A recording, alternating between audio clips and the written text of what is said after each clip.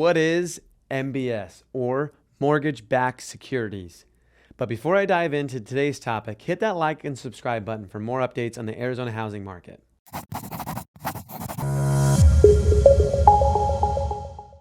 Mortgage-backed securities are individualized investments that are pooled together and sold back as a package to investors. When a homeowner makes their monthly payment, it usually consists of principal and interest. The interest portion of this goes back to the lender.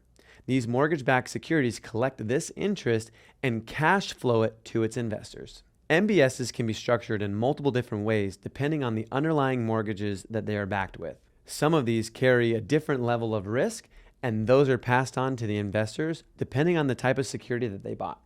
One can be a pass-through security. These securities pass through the underlying interest to its investors. They receive payments based on their portion of the mortgage-backed security. The next one is collateralized mortgage obligations, or CMOs. These securities are structured into different tranches or select sections depending on their level of risk. Each individual investor can choose which one to invest on based on their own individual appetite for risk. The next one is a striped mortgage-backed security.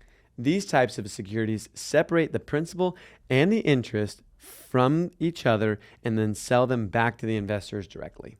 MBSs, or the mortgage-backed securities, can provide a steady stream of income since they are backed by underlying mortgages. However, they do come with some underlying risk, including prepayment, which is the risk that a borrower may pay off that loan early.